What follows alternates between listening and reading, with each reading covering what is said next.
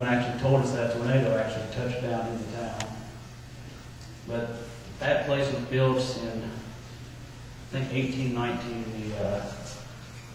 That part, because the woman, she burned it down and tried to get her husband out and burned the first one down and rebuilt it.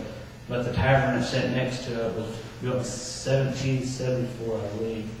But that tavern actually hid Jesse and James back in the day. But we didn't really have a whole lot of stuff there, but there was one EVP that we heard during our research that a woman was talking about that a team caught. And in my opinion, it's probably one of the best ones I've ever heard. But they used to do hangings out there in the back.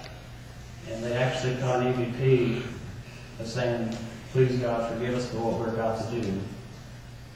That would be interesting, I think, to catch. We did actually catch an EVP in there. I was in there by myself, and I was sitting with a mannequin in a jail cell named Joey. We got a man's voice saying, "Looky." I don't know what he wanted me to look at. I didn't stay in there too long after that, because the place was small, but it just had, you just felt like somebody's going to reach out and grab you.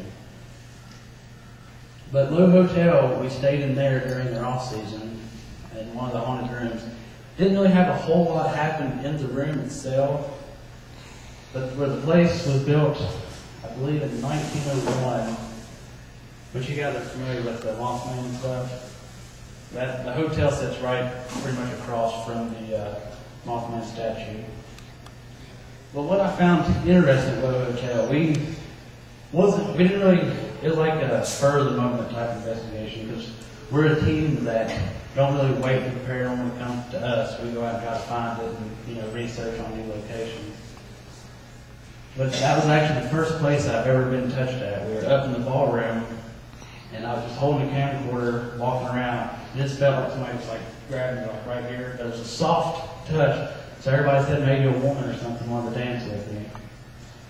And we actually seen shadow figures in the hallway. The only weird thing about the shadow figures, we actually took our shoes off, not to try to make a whole lot of noise, but it sounded like a herd of animals walking all the way through there. It was really loud. And, well, she saw one on the wall, like, move, and we kept walking. Then we actually saw a shadow moving up the steps. So I thought somebody was coming up the steps and went, and nobody was there. Did not hear nobody coming up the steps. And her and another investigator, you saw the backside of her, saw a very, very old woman in there, and we don't know where she came from. And the Twin City Opera House, you can actually rent that out for $300 from the United Paranormal Project. They give you a tour of it. And we went up there, I believe April 2nd. Like I said, well, they said it's the most haunted inside location possibly in Ohio. We had some really, well, I didn't really have a whole lot of experiences. I had the picture of me playing with the dolls and the teapot. The little girl that haunts up there. We actually did an EMS bike on one of the little dolls, and it went away, and then it ended up on my lap for a while. My brother-in-law, Tony, he's a big skeptic, but he's real knows his history and stuff. We're waiting, for him to experience something, but the few things that he's experienced while he's went with it, he questioned it, because the paranormal never happens when you want it to. It always just comes and goes. But one of my favorite locations we've ever investigated is actually in the woods. We were doing an event up there called Nightmare in the Woods, but we haven't really been able to due to the weather. And it's quite a hike up a hill. That place, that's actually the scariest I've ever been on an investigation. Besides when we done a house and they had snakes. So I could stand snakes and they had one in the tank. And we actually we were recording on the cameras, and you see me jump as soon as I shine my light on it. I will run as fast as I can to get away from the snake. But But that place up there, the first night we ever went, we actually heard a male laugh. Like the evilest laugh I've ever heard in my life. And another thing that happened, which that was also like my first disembodied voice I ever heard. But the one noise that we heard later on in the night while we were going back to get equipment to set up, we actually heard something like an animal. The only thing we could compare it to would be a goat. And I'd ask you questions like, if you need help, you want me to come over, and it would make the noise. It actually replied back to me about 6 to 8 times. And we just walked on, we got the equipment, we came back and didn't do it again. We shined every light over that hill trying to find something and did not find nothing. Well, later on, me and Miranda went back to get some more equipment. We were having actually K2 spikes.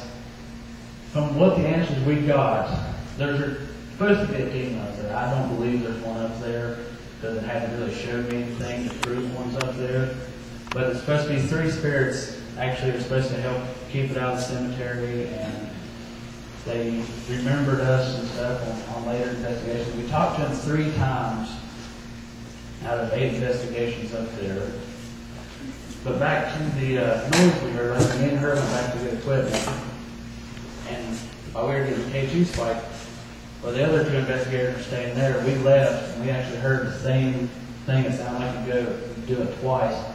And when we came back to the other one, they said that everything quit happening while we were gone. I don't know what's up there, but last time we were up there with some guests, a motion sensor was knocked down. And there's a shadow figure that has been seen up there, and there's been a white figure that has been seen up there by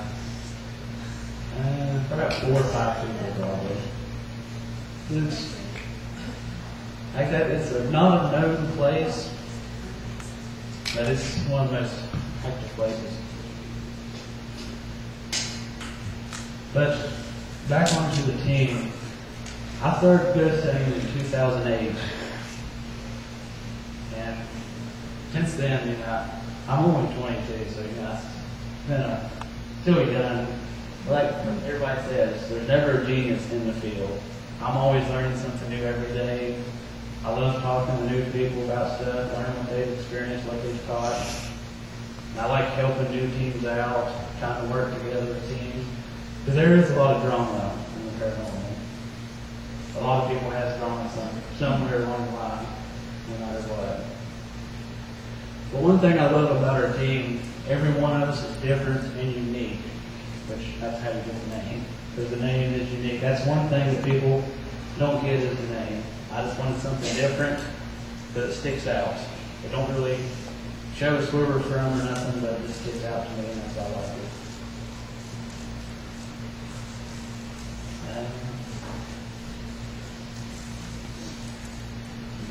Kind of think what else to talk about. Well, most investigators, they all have a personal reason to investigate. We all investigate in here. Just to do.